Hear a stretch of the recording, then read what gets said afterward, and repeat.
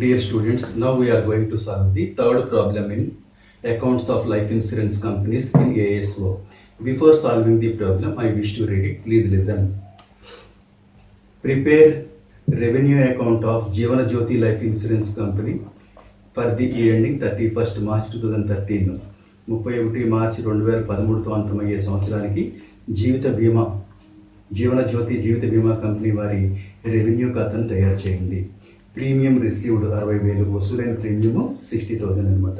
Claims by death, మరణాల ద్వారా క్లెయిమ్లు 10,000, క్లెయిమ్స్ బై మెచ్యూరిటీ గడువు తీరడం ద్వారా క్లెయిమ్లు 16,000, సరెండర్స్ వదులుకోళ్లు 2,000, డివిడెండ్లు 6,000, యాన్యుటీస్ వార్షికాలు 4,000, అడ్వర్టైజింగ్ ప్రకటనలు 400, తర్వాత ఆడిట్ ఫీజు 600, శాలరీస్ జీతాలు 3,000, అద్దె పనులు 1,000, commission paid 3,600, profit on sale of investments పెట్టుబడి అమ్మకంపై లాభం 8,000, మేనేజ్మెంట్ ఎక్స్పెన్సెస్ నిర్వహణ ఖర్చులు 2,000, రిజిస్ట్రేషన్ ఫీజు నమోదు రుసుము 6,000, డిప్రిషియేషన్ తరుగుదల 600, కన్సిడరేషన్ ఫర్ యాన్యుటీస్ గ్రాంటెడ్ వార్షికాలపై ప్రతిఫలం 12,000, bonus in reduction of premium 12,000, interest on dividends and rents వడ్డీలు డివిడెండ్ల అద్దెలు 20,000, ట్రాన్స్ఫర్ ఫీజు బదిలీ ఫీజు 1,000, ఫైన్స్ 2,000, లీగల్ ఎక్స్పెన్సెస్ న్యాయ సంబంధమైన ఖర్చులు 1,200, మెడికల్ ఫీజు 300, ఇన్కమ్ ట్యాక్స్ ఆదాయ పన్ను 400,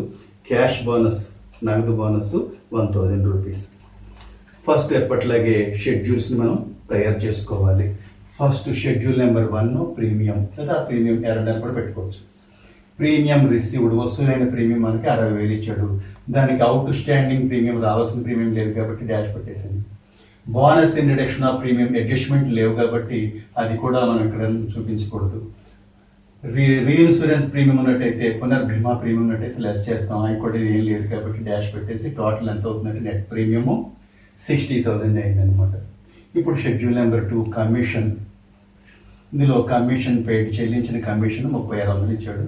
అవుట్ స్టాండింగ్ ఈ కమిషన్ ఏం లేదు కాబట్టి డాష్ పెట్టేసి టోటల్ 3,600 అనమాట. మొత్తం కమిషన్ పేయబుల్ ఎంతంటే 3,600. Schedule number 3 operating expenses relating to insurance business, బీమా వ్యాపారానికి సంబంధించిన నిర్వహణ ఖర్చులు. అందులో జీతాలు 3,000, శాలరీస్, అడ్వర్టైజింగ్ ప్రకటనలు 400 ఇచ్చాడు.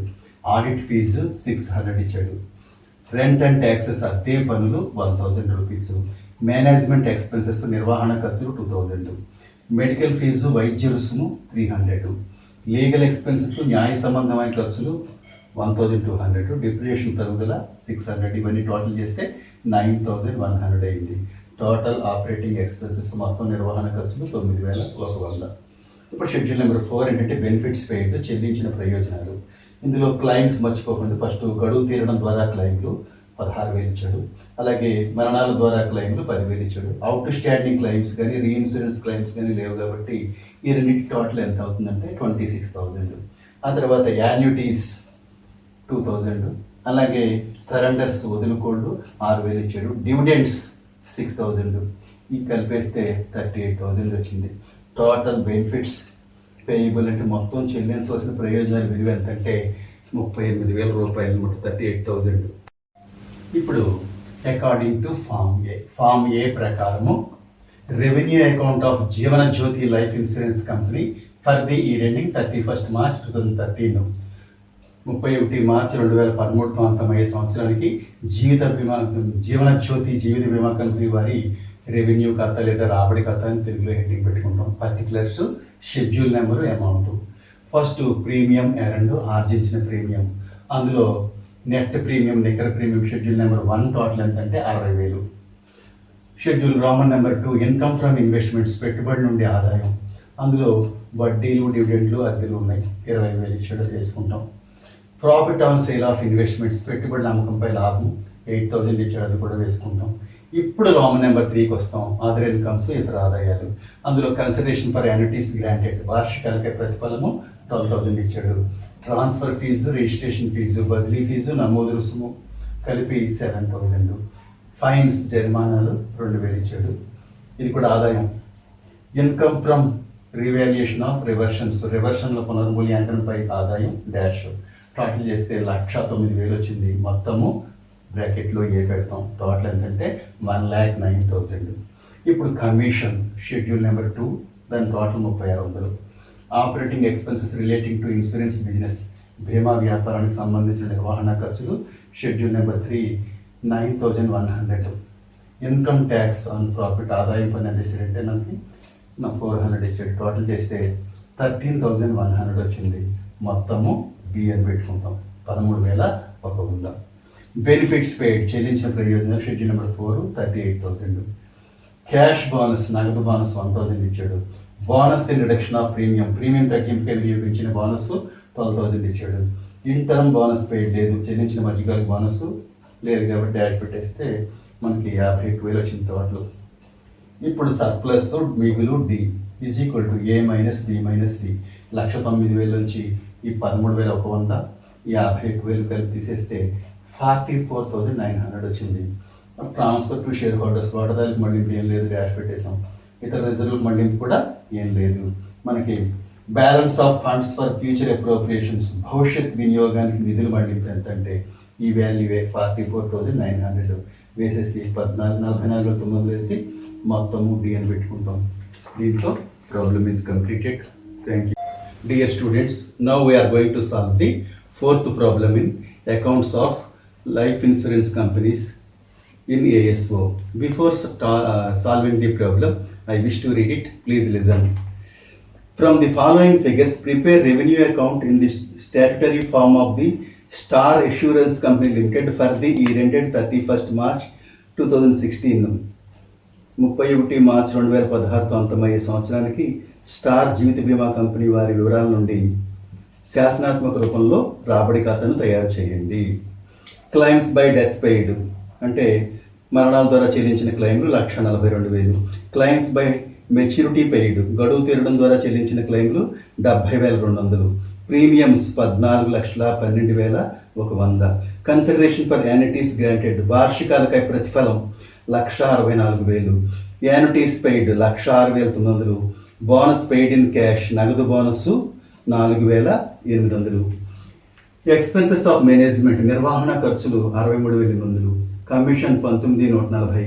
Interest dividends and rent net 1,95,700. Income tax deducted at source 12,400.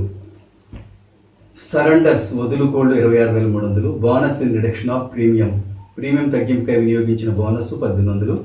Dividends paid to share holders 9,000. Amount of life insurance fund at the beginning of the year 30,45,000. ప్రారంభ జీవితం నిధి 30,45,000. ఇది మనకి బ్యాలెన్స్ షీట్లో వస్తుంది కాబట్టి దీన్ని ఇక్కడ నమోదు చేయవలసిన అవసరం లేదు.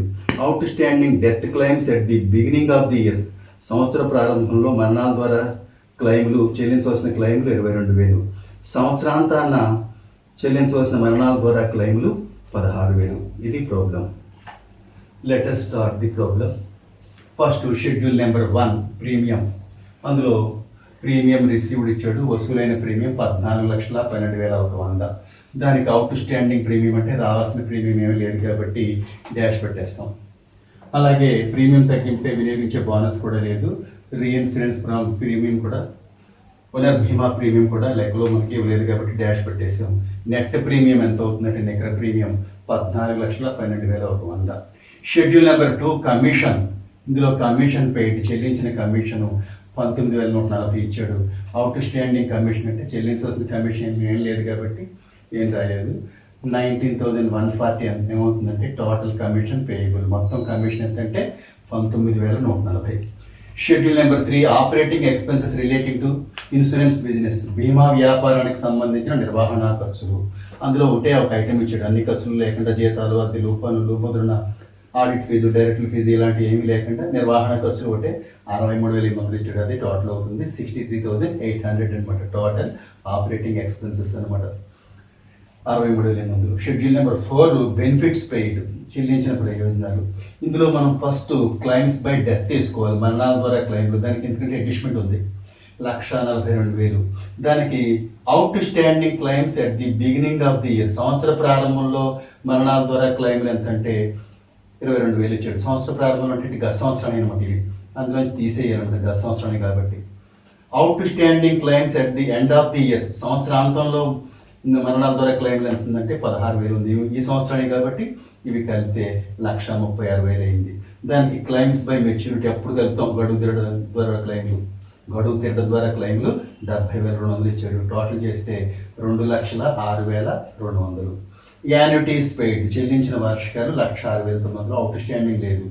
అలాగే సరెండర్స్ చెల్లించిన వదులుకోలు విలువ 26,300, అవుట్ స్టాండింగ్ ఏం లేదు కాబట్టి మనం ఏం చేయలేదు. టోటల్ చేస్తే 3,39,400. టోటల్ బెనిఫిట్స్ పేయబుల్ మొత్తం చెల్లించవలసిన ప్రయోజనాల విలువ ఎంత అంటే 3,39,400 అనమాట. నెక్స్ట్ ఇప్పుడు అకార్డింగ్ టు ఫామ్ ఏ ప్రకారం అని పెట్టి revenue account of star life insurance company limited for the year ending 31st March 2016, 31 మార్చి 2016తో అంతమయ్యే సంవత్సరానికి స్టార్ జీవిత బీమా కంపెనీ యొక్క రెవెన్యూ ఖాతా లేదా రాబడి ఖాతా అని హెడ్డింగ్ పెట్టుకుంటాం. పర్టికులర్స్ షెడ్యూల్ నెంబరు అమౌంట్ రూపాయల్లో. First roman number 1 premium earned ఆర్జించిన ప్రీమియం, దాని కింద net premium schedule number 1 total ఎంత అంటే 14,12,100. షెడ్యూల్ నెంబర్ 1 వేసుకుంటాం 14,12,100 అనమాట. Roman number 2 income from investments పెట్టుబడి నుండి ఆదాయం, అది side heading. Interest dividends and rents వడ్డీలు డివిడెండ్లు అద్దెలు, అది 7 నెట్ అని చెప్పాడు లెక్కలో. నెట్ అని చెప్పినప్పుడు మనం ఏం చేయాలంటే గ్రాస్ చేయాలంటే దాన్ని income tax deducted at source అన్నాడు. మూలంలో తగ్గించిన ఆదాయ పన్ను ముందు తగ్గించాడు అనమాట. అంచేత మనం ఏం చేయాలంటే దీన్ని కలపాలి. అంటే మొత్తం మనకి ఎంత ఆదాయం వచ్చింది అనమాట. అందులోంచి ట్యాక్స్ పే చేయాలి కాబట్టి తీసేయాలి. అంటే ఒకసారి కలపాలి. ఈ మూలంలో తగ్గించబడిన ఆదాయ పన్ను మనం ఏం చేయాలంటే ఎప్పుడు కూడా ఈ యొక్క వడ్డీ డివిడెండ్లకు ఒకసారి కలిపి ఒకసారి తీసేయాలి. అంటే మళ్ళీ సేమ్ అదే అమౌంట్ వస్తుంది అనమాట, 1,95,700.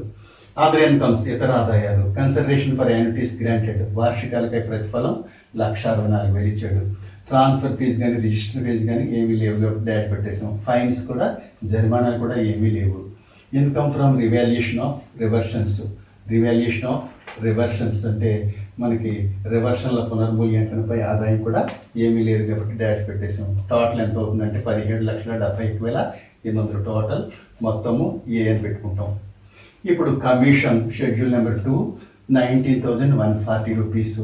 Operating expense relating to insurance business బీమా వ్యాపారానికి సంబంధించిన నిర్వహణ ఖర్చులు షెడ్యూల్ నెంబర్ 3 ఎంతంటే 63,800. ఆదాయ పన్ను కానీ లాభంపై ఆదాయ పన్ను కానీ ఏం లేదు కాబట్టి డాష్ పెట్టేసాం. టోటల్ 82,940, 82,940 మొత్తము బియ్యం రాసుకుంటాం. ఇప్పుడు బెనిఫిట్స్ పెయిడ్ చెల్లించిన ప్రయోజనాలు షెడ్యూల్ నెంబర్ 4 3,39,400. Cash bonus 4,800. అలాగే bonus the reduction of premium తగ్గింపుకై వినియోగించే బోనస్ 1,800 ఇచ్చాడు. టోటల్ చేస్తే 3,46,000 వచ్చింది. 3,46,000 మొత్తము సి అని పెట్టుకుంటాం అనమాట. టోటల్ సి 3,46,000 అనమాట.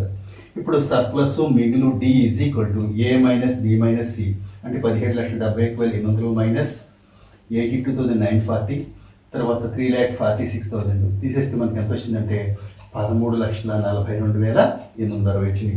అందులో వాటాదారులకు డివిడెండ్ అని చెప్పాడు. వాటాదారులకు చెల్లించిన డివిడెండ్ అన్నాడు కాబట్టి మనం ఏం చేయాలంటే వడ్డీ డివిడెండ్ అంటే మనం బెనిఫిట్స్ పెయిడ్లో వేసాం.